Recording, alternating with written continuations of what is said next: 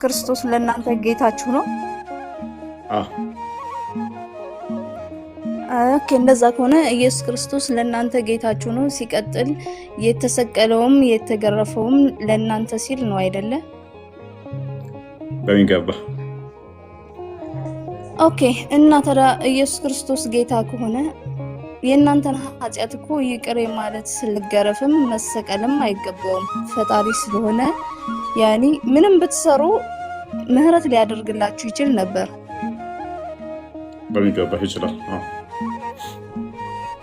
እና ምህረት ማድረግ እየቻለ ሁሉንም የፈጠረው እሱ ሆኖ ሳለ እንደገና ወርዶ እንዴት በሰው ልጆች እጅ ሊሰቀል ቻለ? ሊገረፍ ቻለ? አምላክ ከሆነ ሁሉን የማድረግ ስልጣን አለው። ያኒ ራሱ ይቅር ሊገባ ነበር። የግዴታ መሰቀልም መሞትም አልነበረበትም። ልታስረዳይ ትችላለህ? ኦኬ፣ ያ እዛው ሆኖ ለምን ይቅር አይልም? ለምን መመታት፣ መገረፍ፣ መወለድ እንደዚህ መምጣት በስጋ መገለጥ ያስፈለገው ለምንድን ነው? እዛው ሆኖ ይቅር ማለት የሚችል ከሆነ ለምን ይቅር እዛው አይልም ነው አይደል?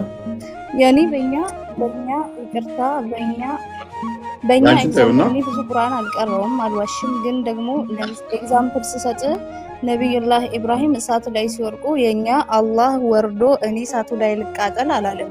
እሳቱን እንዳይሞቃቸውም እንዳይበርዳቸውም የማድረግ ስልጣን ነበረው። እንደዛ አደረገ። ታመሳስለው ወደ ክርስትና ሳመጣው ኢየሱስም ፈጣሪ ከሆነ እናንተን ይቅር ማለት ይችል ነበር። እንዴት ሊገደል እንዴት ሊሰቀል ቻለ የሚለው ነው ጥያቄ። አሁን ይህንን ማድረጉ ስህተቱ ምንድን ነው ብለሽ ነው የምትረጂው አንቺ?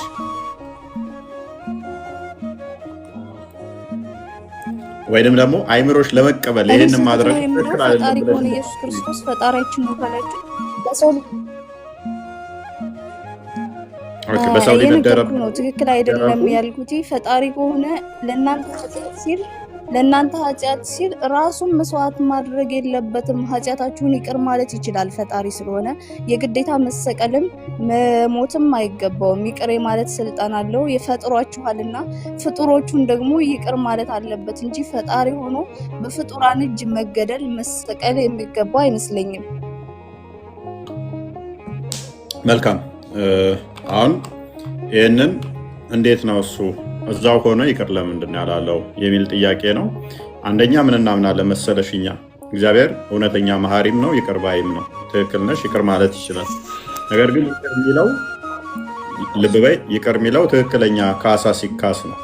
በዳይ አጥፍቻለሁ ሲል ነው አይደለ? እንዳጠፋ ገብቶት ካሳ ሲክስ ነው አይደለ? ይቅርታ የሚደረግለት አንድ አካል ጎበዝ።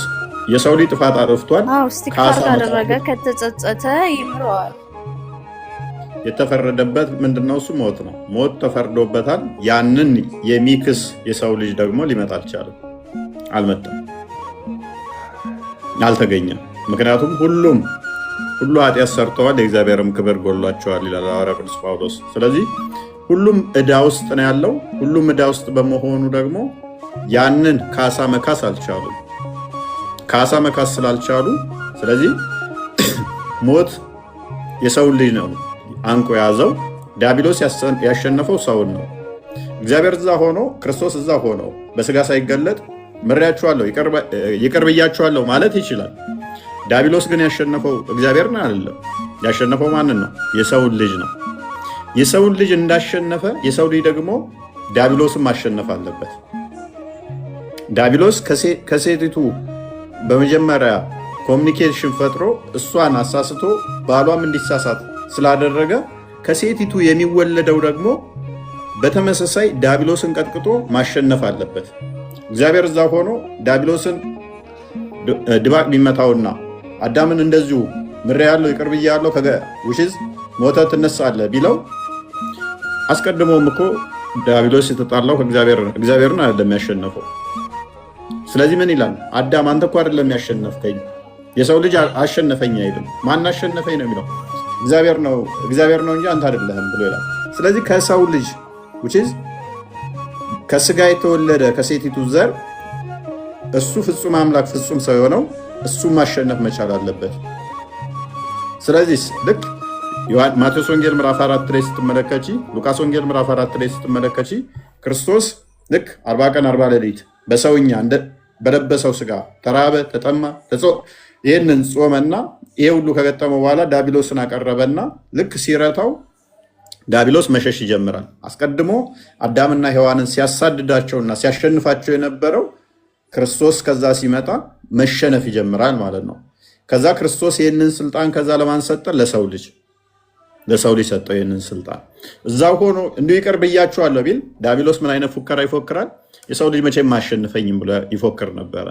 አሁን በዲያብሎስ ላይ እኛ ስልጣን እንዲኖረን በስጋ ከማርያም የተወለደው የሰው ልጅ ክርስቶስ ማለት ነው፣ የአብ ልጅ እሱ በስጋ ተገለጠና ዲያብሎስን አሸንፎ ያንን ስልጣን ለሰው ልጆች ሰጠን።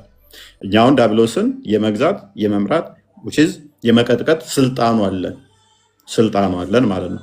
ካሳው ተካሰ። ህይወትን መስጠት የሚችለው ሰው ሳይሆን እግዚአብሔር ብቻ ነው። ሞት ነው የተፈረደብን። ካሳ መካስ አለበት። ለመካስ ደግሞ ሞት፣ መገደል፣ ህይወት መምጣት አለበት።